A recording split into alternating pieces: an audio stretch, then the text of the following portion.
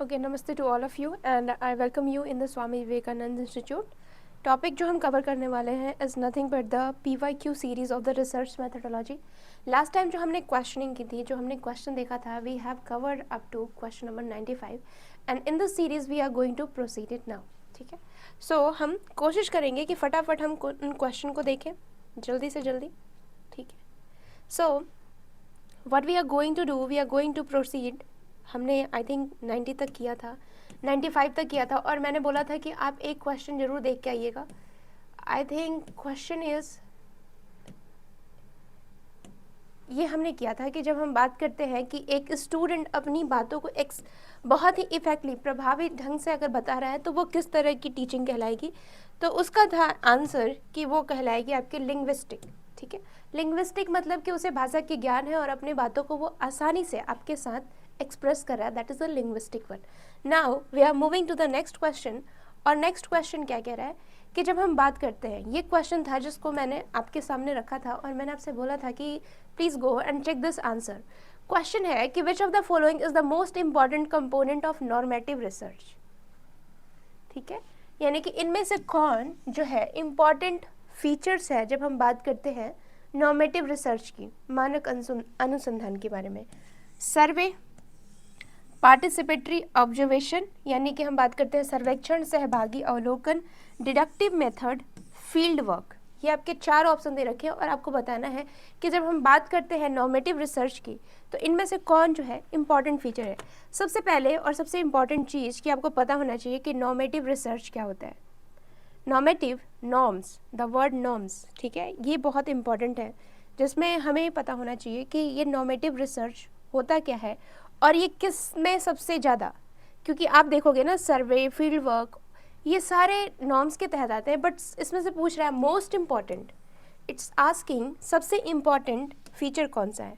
So let's have a look, let's analyse कि जब हम बात करते हैं नॉर्म्स की, नॉर्म्स का मतलब क्या होता है, नॉर्म्स, ठीक है, नॉर्मेटिव यानी कि कुछ मानक चीज़ें। ठीक है, फॉर एग्जाम्पल आप देखते हो हर कल्चर की क्या होती है, कुछ नॉर्म्स होती हैं, कुछ वैल्यूज़ होती हैं, कुछ चीज़ें होती हैं जिसको हम मान के चलते हैं, दैट इज़ अ नॉर्म्स। ठीक है, अब ये जो नॉर्म्स होता है, all of these norms and values have some mechanism जिसमें हम इन मेथड को यूज़ करते हैं।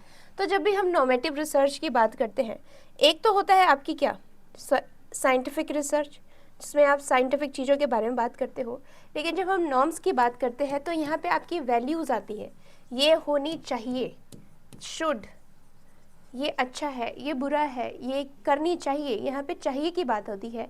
और यहाँ पे क्या होता है, there is some deductive theory. ठीक है, वहाँ पे क्या होती है, एक थियरी रहती है, एक कंक्लूजन रहती है ऑलरेडी, और उसके आधार पे हम क्या देखते हैं, साक्ष्य ढूंढते हैं, एविडेंस ढूंढते हैं। इंडक्टिव में हमने क्या देखा था, इसके जब हम बात करते हैं इंडक्टिव में क्या होता है कि देयर इज सम एग्जाम्पल और उसके आधार पे हम थियरी ड्रॉ करते हैं। बट यहाँ पे कुछ चीज़ें रहती हैं, there should be like this, there is a conclusion, और उसके आधार पे हम साक्ष्य की तलाश करते हैं। और ये जो तलाश होती है, ये आप फील्ड वर्क, आप अलग अलग मेथड यूज़ कर सकते हैं। फॉर एग्ज़ाम्पल आप सर्वे यूज़ कर सकते हैं, आप फील्ड वर्क यूज़ कर सकते हैं, आप ऑब्जर्वर के रूप में वहाँ पे पार्टिसिपेट होकर के आप देख सकते हैं कि क्या ये चीज़ें वहाँ पे लागू हो रही है कि नहीं। तो जब हम बात करते हैं नॉर्म्स नॉर्मेटिव रिसर्च की, नॉर्म्स और नॉर्मेटिव रिसर्च की, तो इसके तहत जो सबसे इम्पॉर्टेंट चीज़ होती है वो क्या होती है कि there is some standard principles, norms, जिसको हम ढूंढने की कोशिश करते हैं with the help of these method. So जब क्वेश्चन की बात करें, क्वेश्चन आपसे यही कह रहा है कि बताइए कि इनमें से कौन, which of the following is the most important component of normative research. तो survey is the tool, participants observation is the also a method, but when we talk about deductive method, ठीक है, deductivism is the most important component, जो कि आप देखोगे कि एक normative research में होता ही होता है कि यानी कि एक स्टेटमेंट रहता है और उस स्टेटमेंट के आधार पे आप क्या करते हो, you are trying to go and see the evidence कि क्या ये ऐसा है, नॉर्म्स आप देखने की कोशिश करते हो। So when ever you talk about the normative research there is some hypothetical conclusion जिसके आधार पे हम साक्ष्य को ढूंढने की कोशिश करते हैं, उस कंक्लूजन का अनुमान लगाने जाते हैं। So deductive method is the most important components in normative research. Now let's come to the next question. और next question क्या कह रहा है कि the survey study aims at, जब भी हम सर्वे की बात करते हैं तो इसमें जो सबसे इम्पॉर्टेंट उद्देश्य क्या है सर्वे का, knowing facts about the existing situation, यानी कि जो अभी पे प्रेजेंट सिचुएशन है उसके बारे में तथ्य को जानना, comparing the present status with the standard norm, हम क्या करते हैं कंपेयर करते हैं प्रेजेंट स्टेटस का स्टैंडर्ड नॉर्म में कि कितना ये पालन हो पाया है कि नहीं, क्रिटिसाइजिंग द एग्जिस्टिंग सिचुएशन, यानी कि एग्जिस्टिंग सिचुएशन को आप क्या करते हो आलोचना करते हो, और फिर उसके बाद identifying the means of improving the existing situation, कि आप क्या करते हो एग्जिस्टिंग सिचुएशन में कैसे हम इम्प्रूवमेंट ला सकते हैं, उसको आप उसकी मीन्स को, यानी कि उसकी आप क्या करते हो, यहाँ पे दे रखा है मौजूदा स्थिति में सुधार के साधनों की पहचान करना, ये आता है। और आपके ऑप्शन कुछ इस तरीके से दे रखे हैं कि इनमें से कौन जो है ना वो सही है जब हम सर्वे स्टडी की बात करते हैं। सर्वे स्टडी में देखिए आप क्या करते हो, जाकर डाटा कलेक्ट करते हो, ठीक है। अब इसमें क्या नहीं हम करते हैं जब हम सर्वे की बात करते हैं, व्हाट वी डोंट डू। देखिए जब हम बात करते हैं सर्वे, फॉर एग्जांपल कि जब हम सर्वे की बात करते हैं, जब मैं छोटी थी ना तो एनएसएस के दौरान हमें क्या सर्वे किया गया था, आप गांव में जाके देखो, उसमें महिलाओं की कंडीशन के बारे में, I mean during the mensuration what kind of sanitary pad और इस तरीके की उनके सैनिटेशन क्लीननेस के बारे में हमें जांच करना था। तो हम जा कर के हम सर्वे इकट्ठा कर रहे थे कि what they are using during the menstruation period, ये एक तरह का सर्वे हुआ। पर जब हम बात करते हैं सर्वे की तो हम प्रेजेंट टेंस में बात करते हैं, ठीक है, we talk about the present tense, अभी क्या हो रहा है, ठीक है। और जिस तरीके से हमें दिखता है उस तरीके से हम डेटा कलेक्ट करते हैं, तो हम नोइंग करते हैं एग्जिस्टिंग सिचुएशन के बारे में हम जानने की कोशिश करते हैं। It's always about the present situation, ठीक है, ये प्रेजेंट सिचुएशन की बात करता है, ठीक है। और जब हम बात करते हैं comparing the status with the standard norm, हम स्टैंडर्ड नॉर्म से क्या करते हैं सिचुएशन को देखते हैं कि क्या जो गवर्नमेंट ने पॉलिसी लाई है कि सारी महिलाओं को क्लीननेस की बात की जाए, क्या ये अचीव कर पाया है उस कंडीशन में। तो हम जो एग्जिस्टिंग जो स्टैंडर्ड सिनेरियो हो उसको मैच करने की कोशिश करते हैं, और फिर उसके बाद क्या करते हैं हम देखते हैं कि क्या कोई इम्प्रूव करने की चांसेस है। But not just critically, I mean we just not just collect the data, we also give the chance कि दे इस मेथड से हम क्या कर सकते हैं, कुछ चेंज ला सकते हैं, क्योंकि at the end data collection का मोटिव क्या है, criticising the existing situation, existing situation को क्रिटिसाइज करना। आपको क्या करना है, you have to collect the data, criticise करना is a secondary thing, but what is important you can have a data, और उस डेटा के आधार पे आप इम्प्रूवमेंट ला सकते हो। So criticising is not the aim, it is another thing. जब आपको दिखेगा कि हर महिलाएं की सिचुएशन खराब है तो वो खुद ब खुद झलकेगा आपके डेटा में। So the most important things कि आप नो करते हो फैक्ट्स, एग्जिस्टिंग फैक्ट्स के बारे में, यानी ए होगा कंपेयर करते हो क्या वो मीट कर पाया कि नहीं। फिर उसके बाद आप क्या करते हो, identify the means of improving the existing situation, की जो एग्जिस्टिंग सिचुएशन उसे कैसे इम्प्रूव कर सकते हैं। बट जब क्रिटिसाइजिंग की बात आई है there is a not a important aim जो कि हम करते हैं। तो हम यहाँ पे हम क्रिटिसाइजेशन की बात नहीं करते हैं। व्हाट वी डिस्कस, अच्छा एक चीज़ और, क्योंकि यहाँ पे आपकी ऑप्शन क्रिटिसाइजेशन की दी, इम्प्रूवमेंट की यहाँ पे बात नहीं की गई है। यहाँ पे जब आप आंसर देखोगे इट्स अ क्रिटिसाइजेशन की बात की गई है, तो आपकी आंसर दे रखी है 1 2 3 क्रिटिसाइजेशन की, इम्प्रूवमेंट की बात नहीं की गई है। तो एक बार आप आंसर चेक कर लेना, क्योंकि यहाँ पे the right answer is, let me have this look, the right answer is B 1 2 3 कि आप नो फैक्ट्स को देखते हो, फिर उसके बाद आप प्रेजेंट सिचुएशन के साथ स्टैंडर्ड नॉर्म्स को मिलाते हो और क्रिटिसाइज करते हो। ये तीन आपके ऑप्शन दे रखे हैं जो कि सही आंसर है, बी आपका सही आंसर है, नॉट सी, ठीक है। यानी कि इम्प्रूवमेंट की यहाँ पे बात नहीं करते हो, ये आपका जो राइट आंसर है it's a B. So please take a look, the right answer is B. आप क्रिटिसाइज करते हो जो भी डेटा मिला है उसके आधार पे, और इम्प्रूवमेंट की बात, पॉलिसी मेकिंग की बात कौन करता है, गवर्नमेंट करता है। इम्प्रूवमेंट की बात is not come under the survey, ठीक है, सर्वे में नहीं आता है। So the right answer is B not C, ठीक है। आप एक बार चेक कर लेना राइट आंसर क्या होगा, राइट आंसर इज बी, ठीक है। Now let's come to the next question, and next question है what is the portfolio in learning process. जब आप लर्निंग प्रोसेस की बात करते हो तो इनमें सीखने की प्रक्रिया में पोर्टफोलियो क्या है?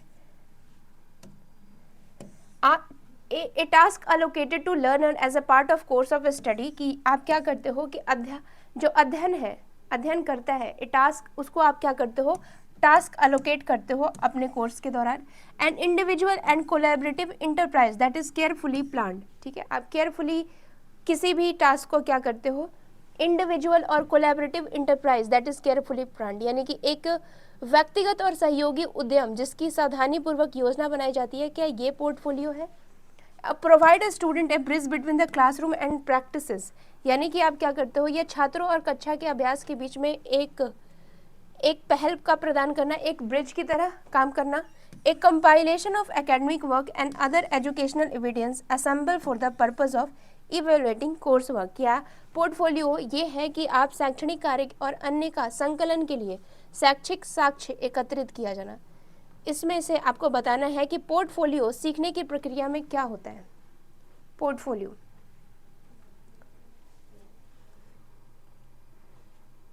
क्या है? पोर्टफोलियो एक, देखिए, पोर्टफोलियो इज अ डॉक्यूमेंट, एक डॉक्यूमेंट होता है जिसके आधार पे हम क्या करते हैं, जितनी भी अचीवमेंट हमारी मिली, जितने भी स्किल्स बच्चों ने लर्न किया, जितने भी उनकी रिकॉर्ड्स है, उसको हम बाकायदा रिप्रेजेंट करते हैं, दैट इज पोर्टफोलियो। एक तरह का आप कह सकते हो रिकॉर्ड, ठीक है।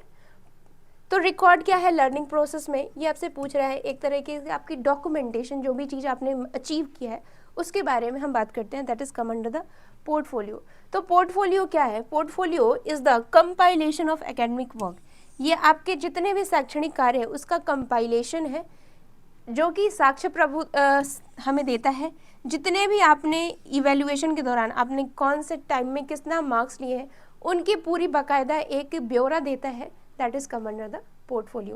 So your correct answer is option number D.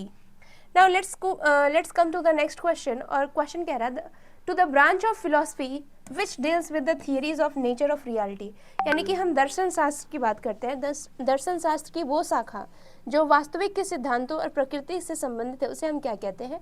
क्या हम उसे एक्सियोलॉजी कहते हैं, मेटाफिजिक्स कहते हैं, एपिस्टेमोलॉजी कहते हैं, या फिर वेदांता कहते हैं? जो रियलिटी की बात कर रहा है, ठीक है, जो अभी रियल में एग्जिस्ट कर रहा है, उस ब्रांच ऑफ फिलॉसफी को हम क्या कहते हैं? That's the question.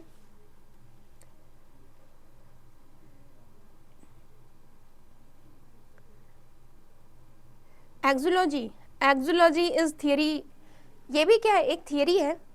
मैं बता दूंगी तो फिर आंसर क्या दोगे? मैं सब कुछ बता दूंगी। एपिस्टेमोलॉजी तो मैंने आपको बताया था। एपिस्टेमोलॉजी क्या होता है? It's a theory of knowledge, ठीक है।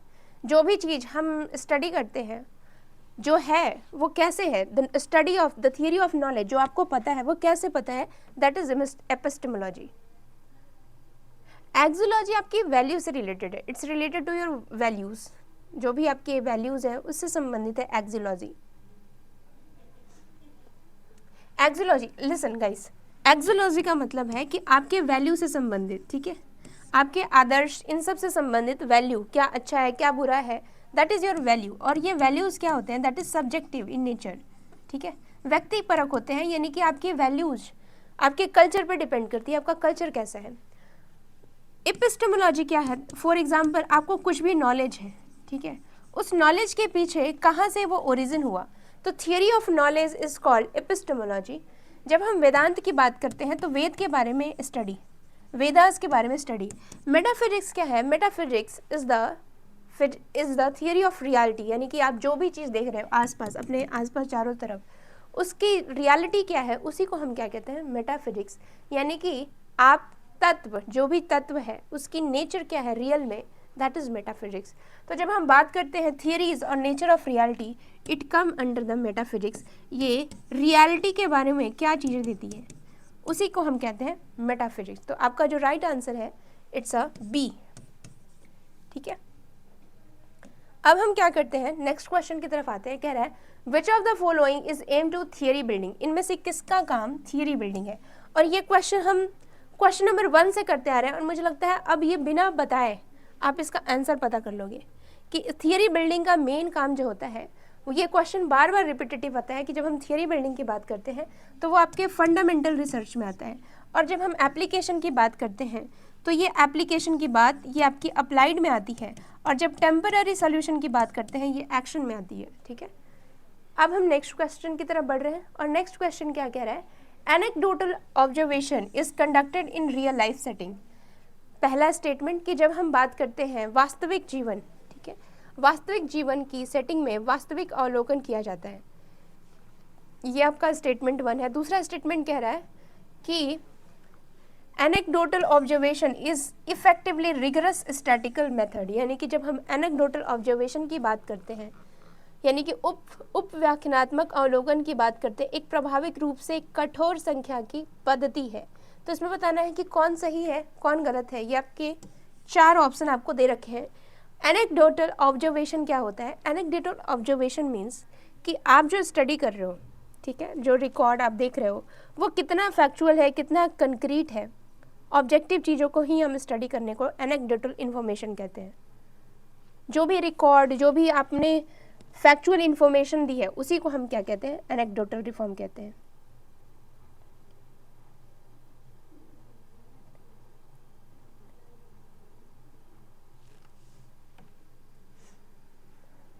देखिए जब हम बात करते हैं ना एनेक्डोटल रिफॉर्म की, ठीक है, एनेक्डोटल ऑब्जर्वेशन की बात करते हैं, so it's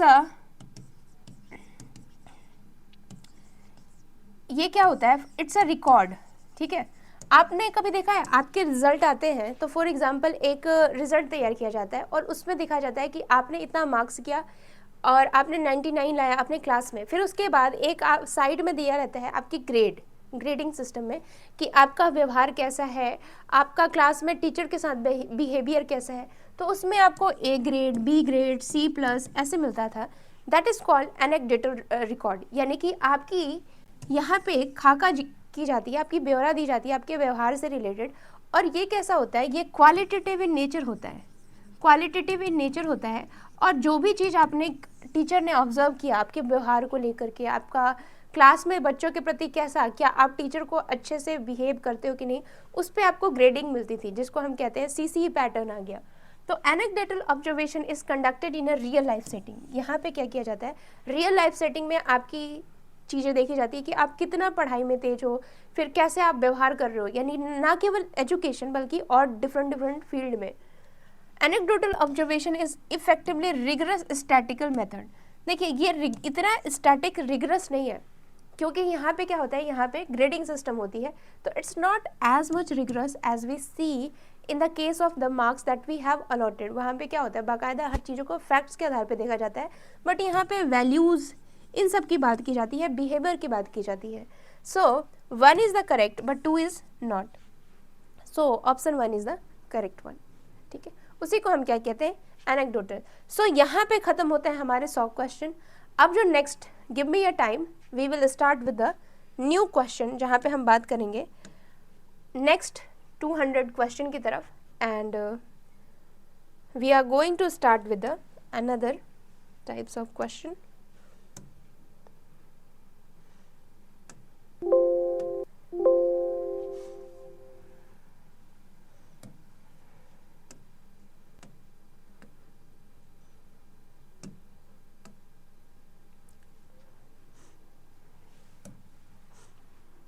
So in the next class we are going to move forward with the rest of the question that we have to cover in the research methodology.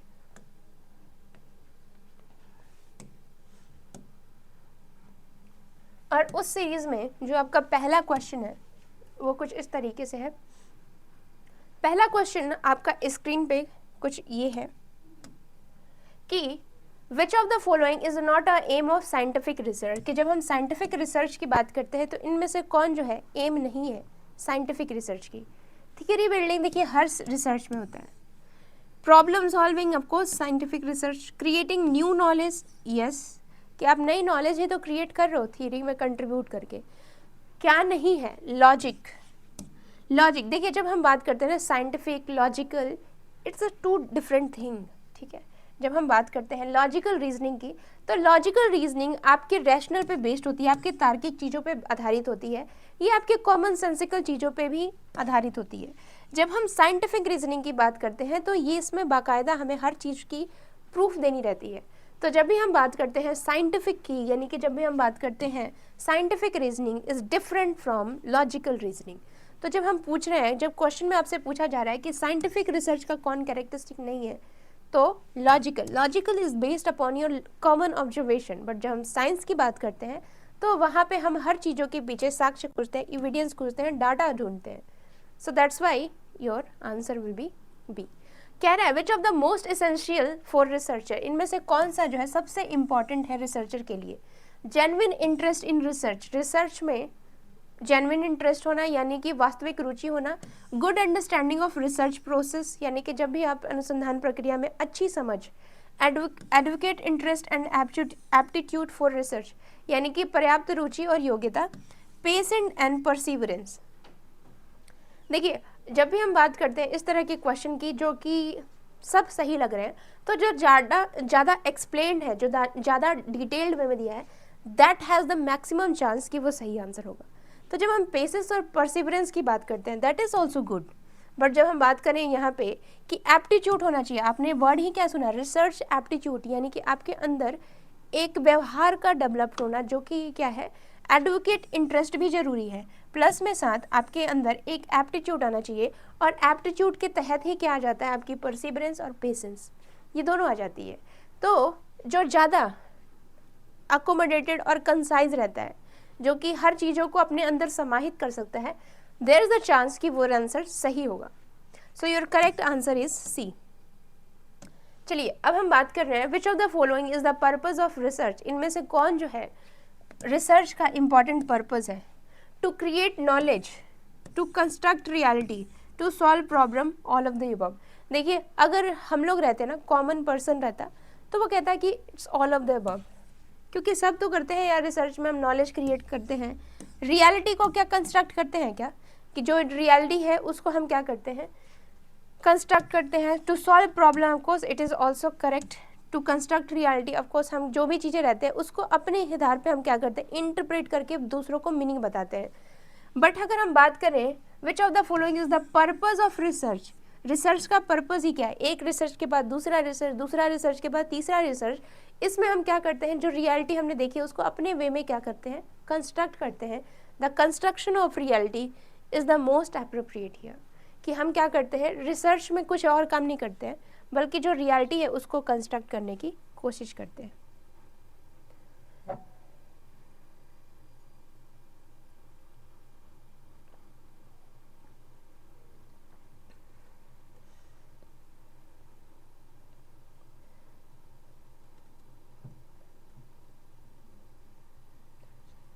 चलिए next question कह रहा है, next question क्या कह रहा है, कह रहा है a good academic researcher is, एक अच्छा जो एकेडमिक रिसर्चर होता है, डिपेंडेंट ऑन अ टीचर, नहीं, follower of a research plan, strictly जो भी प्लान है उसको स्ट्रिक्टली फॉलो कर रहा है, open minded and radical, highly knowledgeable. देखिए जो भी एक अच्छा रिसर्चर होगा ना, वो फ्लेक्सिबल रहेगा अपने डिज़ाइन को, जो भी उसकी चेंजेस आ रही है उसको उसके आधार पे फ्लेक्सिबल रहेगा, ओपन माइंडेड रहेगा और रेडिकल रहेगा। So C is the most correct one. Knowledgeable तो यार हर कोई हो जाता है, पीएचडी में आते आते you will be knowledgeable, but when we talk about कि एक अच्छा रिसर्चर कैसा होता है, तो वो हर चीज़ को ओपन माइंडली देखता है, ये नहीं कि नैरो माइंड से वो क्या करता है, तब there is a chances to get biased, biasedness होने के चांसेस रहते हैं। तो जब एरर रिड्यूस करता है अनबायस्ड रिसर्चर, ओपन माइंडेड से हर चीज़ों को देखता है, ठीक है। फिर हम बात कर रहे हैं question number 105, identify which step is carried for a constant comparison of grounded theory research, कि जब हम ग्राउंडेड थियरी रिसर्च की बात करते हैं तो इनमें पहचाने के जमीनी सिद्धांत यानी ग्राउंडेड सिद्धांत में निरंतर तुलना के लिए कौन से कदम उठाए जाते हैं। आपके यहाँ पे ऑप्शन दे रखे, देखिए अगर हम कहते हैं ना लास्ट में क्या होता है, क्योंकि जैसे मैं बताती हूँ कि आपको शुरू और लास्ट वाला देखना है, तो यहाँ पे देखिए शुरुआत में हमने डेटा कलेक्शन किया और लास्ट में वेरीफाई कर दिया, ये देखने में लगता है, और सब में डाटा कलेक्शन दे रखा है। ग्राउंडेड थियरी का मतलब ही क्या है कि आप डेटा के आधार पे थियरी बना रहे हो, ठीक है, और थियरी लास्ट में क्या करना है, वेरीफाई करना है। ये आप सोचोगे कि यही सही होगा, but there is a trap, ठीक है, ये आंसर सही नहीं है। ट्रैप क्या है, ये जो राइट आंसर है ये कुछ है कि आप डाटा कलेक्ट किए, फिर उसके बाद आपने उसका नोट लिया, फिर उसके आधार पे उसने अपनी कोडिंग किया और लास्ट में आपने क्या किया, मेमोई किया। मेमोई क्या होता है, memoir is something that you should know कि जब हम बात करते हैं कि मेमोइंग का मतलब होता है कि आपने नोट्स बना करके एक्सप्लोर किया डाटा, उसी को हम क्या कहते हैं, कोडिंग के बाद मेमोइंग आता है।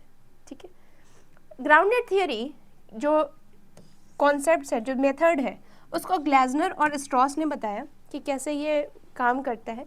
तो सबसे पहले आप नोट बनाते हो डेटा कलेक्शन के बाद, फिर उसके बाद कोडिंग, फिर उसके बाद मेमोइंग करते हो। यहाँ पे मेमोइंग जो है बहुत इंपॉर्टेंट है कि आप मेमो बनाते हो। मेमो आपने वर्ड सुना है, मेमो, मेमो जारी हो गया, तो आप उस नोट्स के आधार पे आपने थियरी बनाते हो और थियरी के बाद वेरिफिकेशन वाला option is the not correct one, the right answer is, या फिर ए दिया हुआ है, ये मेमोइंग वाला is the correct one.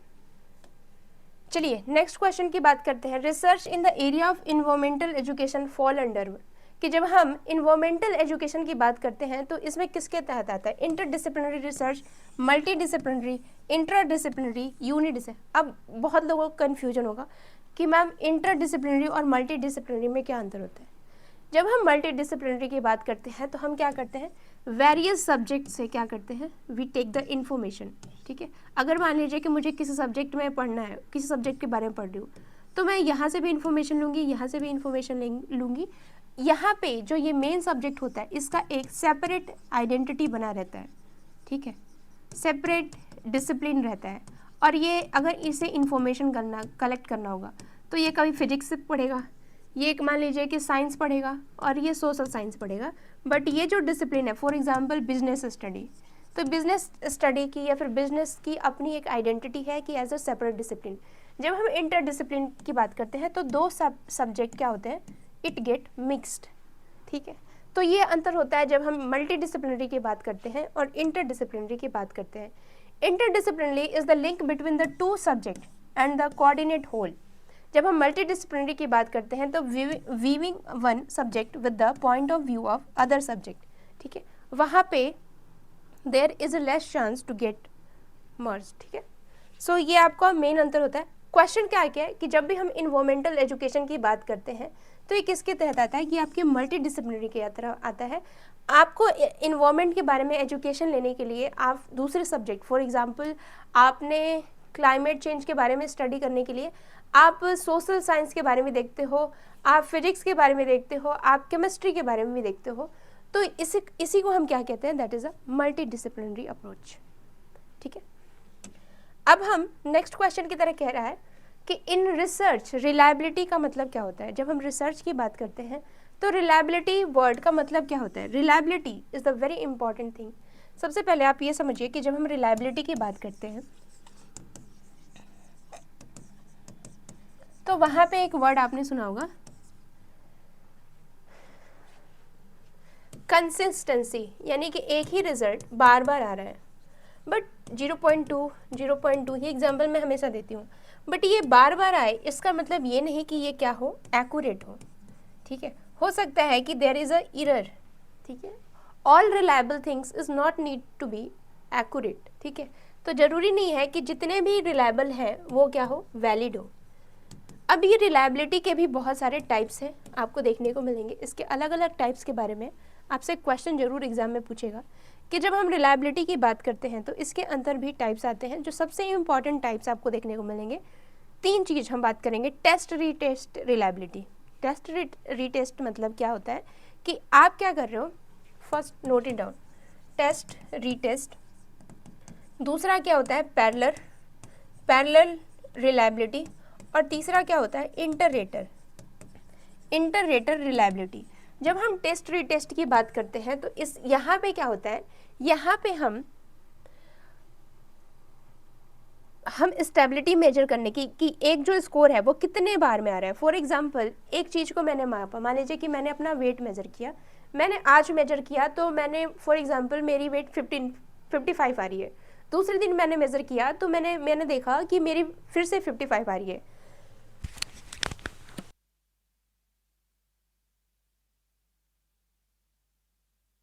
It means what, it means कि हर बार 55 kg आना इट मीन्स कि सेम पॉइंट ऑफ टाइम पे, ठीक है, यानी कि हम स्टेबिलिटी मेजर कर रहे हैं, हम स्टेबिलिटी देख रहे हैं, एक ही रीडिंग आ रही है बार बार, और जो टेस्ट होने यानी कि जिसका टेस्ट करते हैं वो एक ही बंदा है, एक ही सैंपल है, उसको डिफरेंट पॉइंट ऑफ टाइम पे मेजर कर रहे हैं, तो सेम ही रिजल्ट आता है, सेम ही रीडिंग आता है, that is called test retest validity, sorry reliability. दूसरा कह रहा है कि पैरेलल फॉर्म में क्या होता है, there is a agreement in change in the response form, यानी कि जो भी प्रतिक्रिया आती है, फॉर एग्जाम्पल आपने यहाँ पे कुछ स्टडी किया और उसके बगल में आपने दूसरा जो स्टडी किया वो कुछ और बता रहा है, इट मीन्स कि आपने जो स्टडी करना चाहा उसको दो पार्ट में पैरेलल स्टडी करके और फिर उसके बाद आप रीडिंग देखते हो, तो parallel there is a agreement in the change in the response form, यानी कि जो भी प्रतिक्रिया हुई उसके बीच में, ठीक है, जो भी रिस्पॉन्स आया उन दोनों के बीच में एग्रीमेंट हो रहा है कि यस यहाँ पे भी कुछ आ रहा है, यहाँ पे आपने दो फॉर्म में बांट करके स्टडी करना चाहा। जब हम इंटररेटर की बात करते हैं, रेटर वर्ड समझिए कि जब जो रेटर होता है, ठीक है, फॉर एग्जाम्पल रेटर देने के बाद, रेटिंग देने के बाद समझते हो, यानी कि फॉर एग्जाम्पल अगर मैं आपसे पूछूं कि आपको ये मूवी कैसी लगी, आपने भी कहा कि इट्स अ गुड, उसने भी कहा इट्स अ गुड, तो इंटररेटर का मतलब होता है कि there is the stability of rating, ठीक है। जब हम रेट करने की बात करते हैं, मेजर करने की बात करते हैं, तो दो रेटर ने सेम ही बताया कि 3.5, 5 आउट ऑफ 3.5 उसकी मूवी अच्छी लगी, तो उसी को हम क्या कहते हैं, इंटररेटर रिलायबिलिटी।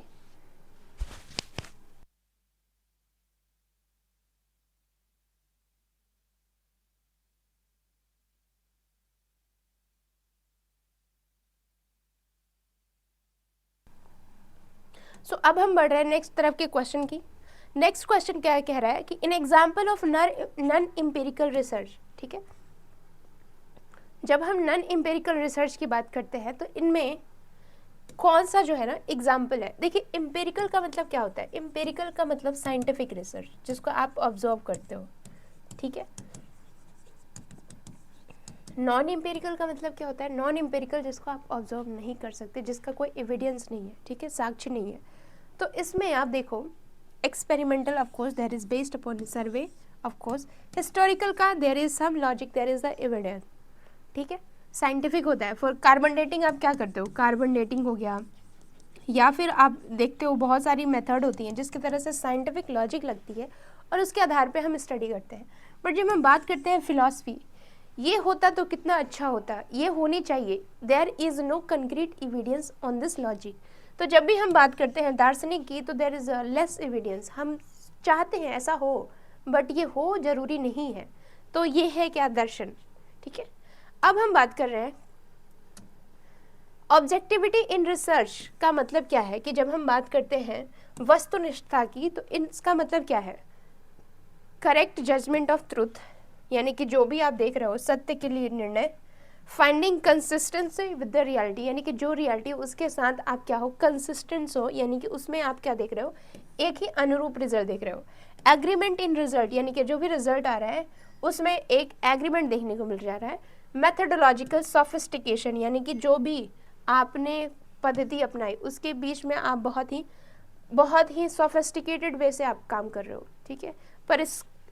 परिष्कार वे में आप काम करो, मुझे नहीं पता एग्जैक्टली परिष्कार का मतलब क्या होता है, but these are the option that has been given. कि जब भी हम बात करते हैं ऑब्जेक्टिविटी की, ऑब्जेक्टिविटी का मतलब क्या होता है कि आप जो भी रियलिटी है उसको लेकर के आप कंसिस्टेंट रहो, ठीक है। जो आपने देखा है उसको आपने बहुत ही वास्तविक ढंग से उसको रिप्रेजेंट किया, that is objectivity is all about. जब हम बात करते हैं एग्रीमेंट इन रिजल्ट, ठीक है, एग्रीमेंट इन रिजल्ट की देयर इज द, जो भी रिजल्ट आ रहा है उसको, अब ये रिजल्ट जरूरी नहीं है, सब्जेक्टिव भी हो सकता है, so that can be the logic, ठीक है। करेक्ट जजमेंट ऑफ ट्रूथ, यानी कि जजमेंट जब बात ही आगे दैट इज सब्जेक्टिव ओपिनियन आ गया।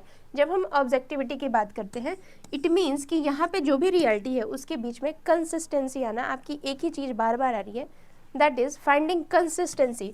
और जो चीज़ बार बार आती है वो क्या होती है, देयर इज अ चांस कि वो क्या हो, ऑब्जेक्टिव इन नेचर हो, ठीक है। अब हम बात करते हैं नेक्स्ट क्वेश्चन की, कह रहा है which of the following pertain to scientific method, इनमें से कौन जो है साइंटिफिक मेथड है, एक्सपेरियंशियल एविडेंस यानी कि अनुभवनात्मक साक्ष्य, ठीक है। फिर उसके बाद कह रहा है hypothetical deduction, A priori exploration, belief in subjective of evidence. सबसे पहले एक्सपीरियंशियल एविडेंस का मतलब क्या होता है, जो आपके एक्सपीरियंस पे आधारित हो, जो आपके अनुभव पे आधारित हो। तो साइंटिफिक अनुभव की बात किया जा रहा है, तो क्या ये साइंटिफिक है? नहीं। हाइपोथेटिकल डिडक्शन, डिडक्शन का ही मतलब क्या हमने पढ़ा था ना, एक पढ़ा था हमने पॉजिटिविज्म, पॉजिटिविज्म के तहत ही हमने क्या पढ़ा था, जो पॉजिटिविज्म है वो डिडक्टिव है, ठीक है। तो ये क्या होता है, यहाँ पे एक थियरी होती है और उसको हम प्रूफ करने की कोशिश करते हैं। प्रायरी एक्सप्लोरेशन नहीं होगा, exploration can not be the experimental scientific. Belief in subjectivity, subjectivity आ गई तो आपकी क्या हो गई, साइंटिफिकटी खत्म हो गई। तो जो the right answer is B. अब हम क्या कर रहे हैं, यहाँ पे आपके कुछ क्वेश्चन दिए गए हैं, बट मैं छोड़े जा रही हूँ आपको इस क्वेश्चन के साथ। मुझे पता है ये बहुत बड़ा क्वेश्चन है, but it's very easy question. जो बड़े क्वेश्चन होते हैं ना वो बहुत ही ईजी रहते हैं, बट हमें पढ़ने में डर लगता है। तो हम चाहते हैं कि मैं आपको पढ़ने का टाइम दूँ। Just read this and when we meet in the next class we will discuss this question. Till then just keep solving the research methodology and all the best for your coming examination. Thank you.